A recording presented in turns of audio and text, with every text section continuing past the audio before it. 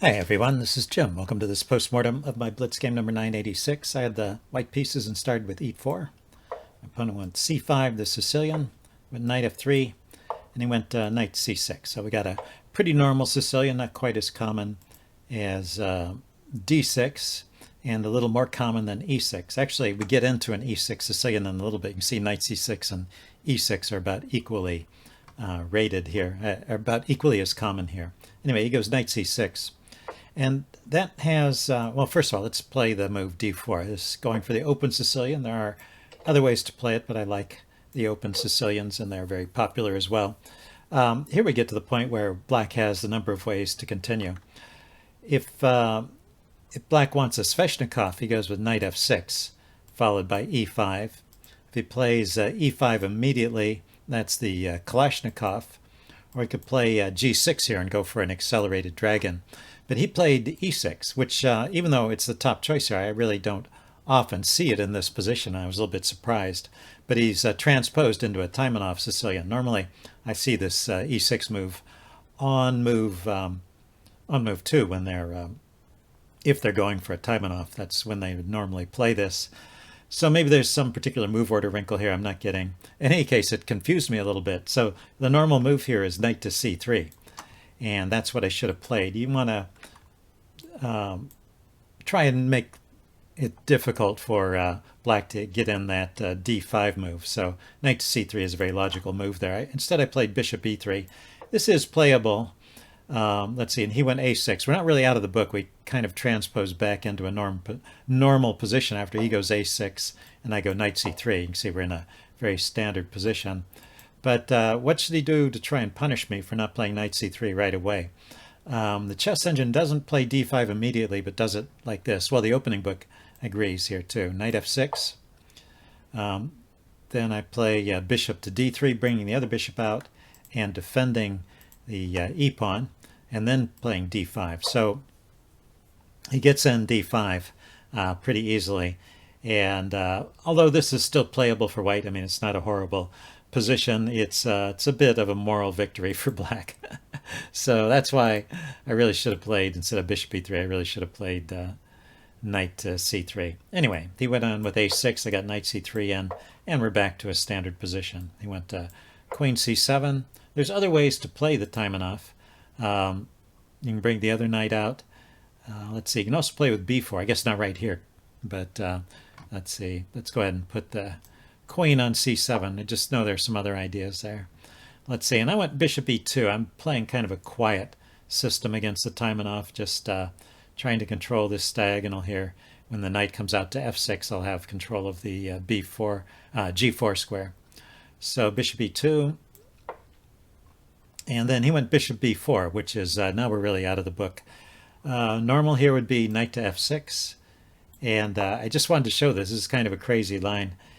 Black castles, then white pins, white castles and black pins the knight, threatening to take the pawn here. And you can see the top choice for white here is knight to a4, leaving that pawn hanging. And it's actually a mistake for black to take that pawn. So you have to ask yourself why. What is so bad about grabbing a pawn here? Well, there are some loose pieces here. So first of all, if you take the knight and he takes back with a pawn, then you have queen to d4, forking those two pieces, and he will lose material. So really, queen c6 has to be played. And it looks good at first. It's looking at the knight. And but the knight can hop into b6 with tempo, hitting the rook. And then the queen can come to d4 with another fork, hits the bishop, hits the pawn. So the bishop has to go back and defend. And then bishop to f3. You can leave it here, I guess, but this pawn was hanging, but now with bishop f3, the queen can't take that pawn because that will cost a knight. And in fact, the knight is in danger right now. He has to find a way to defend it. And if we look at this position, for the cost of a pawn, white has gotten 3 moves of development. He's got 2 more pieces developed than black, and he's castled. And black can't even castle. He's got to move the bishop out of the way before he can castle, and he can't move the bishop out of the way until he defends his pawn. So white is going to gain even more. And in fact, the chess engine just rates this as a winning position for white. So a handy little trick to know in the Taimanov Sicilian, one that I wasn't aware of before this. So and it seems to be fairly mainline position. I mean, bringing the knight out and then playing the bishop here all look pretty standard. So just remember this knight a4 move. The best choice here is for black to just retreat this bishop back to e7 so that he doesn't have so many hanging pieces. And then I think white should still trade and put the bishop in, or put the knight into the b6 square and have a decent position there, and still ignore the threat to the e pawn for a while. Anyway, pretty cool stuff. He played. If we go back to the game, in the game he played bishop b4 immediately, and I castled, and so we get to this position where yeah, he went knight f6 now, and I went f3 defending the pawn, but I could have still played knight a4 here. So that's kind of interesting, not bothering to defend the pawn. Anyway, but this seems to be okay. Let's see, he castled here, went to a3, kicking the bishop. Just wanted to prove that there's no advantage to him taking my knight. Oh, I guess I looked at it up here. If, for example, instead of playing knight f6, he could have taken the knight here. I just checked this out with a chess engine to make sure my feeling about this was correct. I take back, and I've got the bishop pair, and I've got some open lines here, so I think it should be good for white. Chess engine gives knight c to e7 as the best move, putting pressure on the c pawn.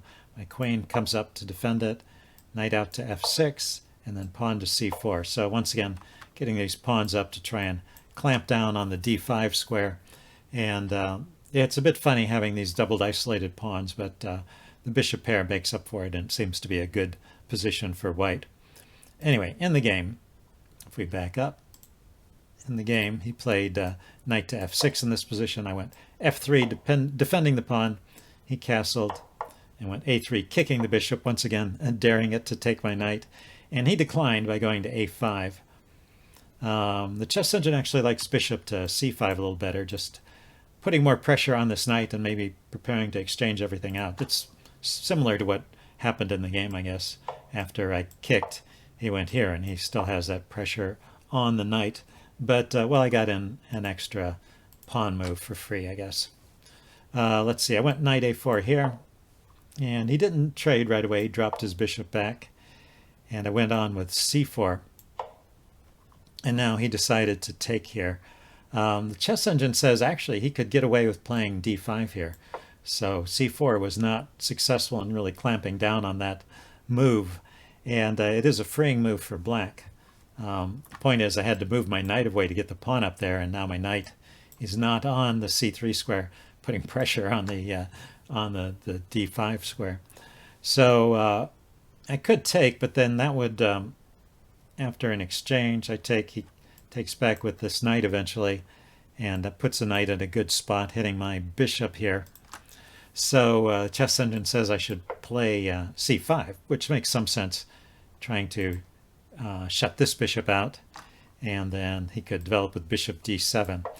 And yeah, it's a complicated position. He's still threatening to win a pawn here on e4, and I maybe have ideas of hopping my knight in here, in spite of the fact that it could get traded off. The bishop is also, I guess I would take the knight off first, and then put my knight in there so the bishop is supporting the pawn on b6. Anyway, a complicated position. But he decided to just start trading. I think this worked out okay for me, so I think this is probably to my advantage, particularly after he played e5. The chess engine didn't like that, but it doesn't like most of black's choices at this point. It actually gave b5 as the best move for black, which is actually just giving up a pawn. But well, maybe maybe it's a little easier for black to develop his pieces. At least this bishop has a square it can go to now, and so white is better here, but black can play on. So anyway, so knight takes d4 was a mistake, and then e5 was a mistake. These are kind of smallish mistakes, but they lead to a significant advantage for white. And the best way for me to prosecute this advantage is to push on with c5. So this is when I start making some small mistakes. So I didn't spot the c5 idea, but this is kind of cool. This the knight and the pawn are clamping down, and the queen are clamping down on these dark squares. And so his bishop is basically trapped behind his own pawns here, and he has a real hard time freeing himself. I think he's going to have to sacrifice a pawn in order to do it. So that would be a real positional bind. So that would be a strong move. Anyway, I played knight c3. I'm bringing my knight back to the center. It's a good idea in general. I had a better move there. Let's see. He gets to play d6 now, so his bishop is free. But he does have this backwards pawn I can put pressure on, and I have a good square for my knight. So I'm not feeling too bad, but this is playable for black too. Let's see, I go rook c1, he goes bishop e6, and if he gets enough force here, he can just start pushing that pawn again, or think of pushing that pawn through. See, I lift my queen up. He was also threatening just to take the c pawn there. He plays rook c8, concentrating on the c file for the moment, and I drop my knight into d5 to deal with this pressure. He took with the bishop, and I took back with the pawn. I think this is a good choice. If I took with the other pawn, he could have considered taking. He could have considered just taking here, because that's only defended by a rook. So he'd get 2 rooks for the queen, to get a check, and the rook inside my camp. That's probably better for black. So I took this way, and he went knight h5 here. So knight h5 was rated as a slight mistake. Let's see. It likes queen b6 here, and then just dropping the rook back. So just kind of stabilizing the position, getting the rook to a better spot, and leaving the knight where it is.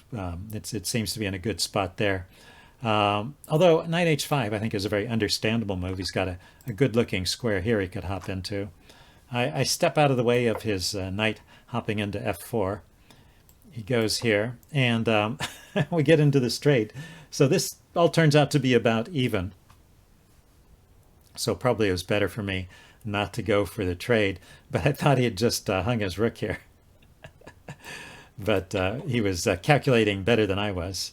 He took the bishop, but it's not just giving up the exchange. It's with check, and then he takes the rook.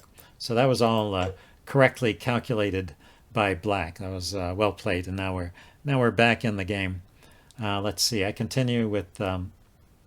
He continued with the queen to d7. Drop my queen back to e3.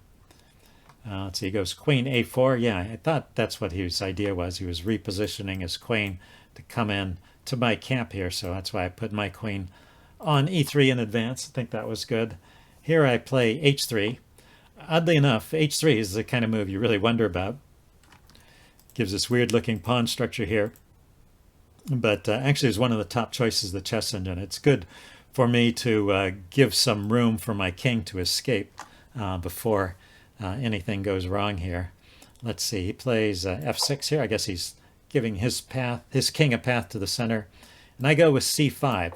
So I think this is a good try here. This is not, you might have thought from the game that this is just winning, but actually it's still all just about even. But it requires very precise play from black.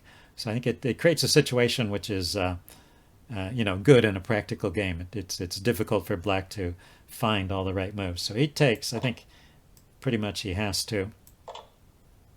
And then he played queen d7, and that actually is the losing move. So the move he had to play here was queen to d4. And, it's not a move you like to play. It does leave me with these passed pawns after I trade queens, which is pretty much forced here. And it leaves him with a pawn which is in front and maybe a bit weak. But his king is pretty close, so he can get his king over and between the king and the rook, they can blockade those pawns, and even if they get them stopped, they can even play tricks like pushing this pawn forward when I can't take it because of the pin on against my rook there. So anyway, this is about even, only a slight edge to white. But he went queen to d7, and it's kind of logical, but this is actually just winning for white now. So I go queen b3. He goes rook d8, and that hastens the end. That allows me to play c6, which I spotted. His best move here would have been queen to b5, just coming back and offering a queen trade again. Although by this point, let's see, I would avoid the queen trade, and let's see, bring his king over, and I would start pushing the pawns. And I have a slight edge here. Well, a winning edge, actually, more than slight, but I have to be careful and push these pawns forward slowly. But, maybe I could do something like queen here and rook here. Now, that wouldn't work as long as his queen is attacking this pawn. Yeah, I don't know. It would be hard to make progress from this position, so that would be a better try than what he did. But the chess engine still thinks white is winning there. Anyway, he went rook d8. And I found the best move here, c6. Not too hard to find, but it's always nice when you play the move that the chess engine recommends. Let's see, he takes, I take. Played queen f7. He's got to get the queen out of the way. And, well, of course, he was in check when I took. He was in check. So, yeah, queen f7 was the only move. And then I played, rather than trading queens, I played queen to b7. Also the best move here. Don't want to trade queens. You want to get that pawn through. And trading queens just brings his king closer and gives him chances to halt that pawn. So let's see. He tried queen e8 here. That doesn't work. His best try here is queen takes, but this also doesn't work. Just to show this, I can take here, and I'm threatening now to come in with a pin, and that will win because I'll get a queen. He moves his king up to avoid the pin. Let's see, I can throw in a check. This was the chess engine line. To make a move his king once more, and then drop back here. And he can actually get behind the pawn, but I can still queen. So he can trade queens, but I'm a rook up. So that was the best he had at this point. There was no stopping this. It's already fatal. So let's see. He went queen e8. I went c7, and he put his rook in front of the pawn. That was his idea. And then I played rook d1, also the best move, with the simple idea of bringing the rook down to d8, as we saw in the game. Yeah, he after taking. So he played a5 and let me take. So let's look at this first. I took, and then he resigned. The idea is queen takes queen, rook to d8, check. So to avoid the check, he could have tried one thing. He could have tried king f7. Other moves, any other move, and I just take the rook, as you saw. But king f7 allows rook d8 immediately. And now, if he takes the rook, I take back with check, and so I get to keep the queen. And so his best move here is to take this pawn, but I take here with check, and then I take the queen next. So I'm still going to be up a queen at least. So anyway, everything fails at that point. He just played a5, and I took, and then he ran out of time looking for an answer, but really there is none. Anyway, that was a fun game. Hope you guys enjoyed it, and I will see you next time. Bye now.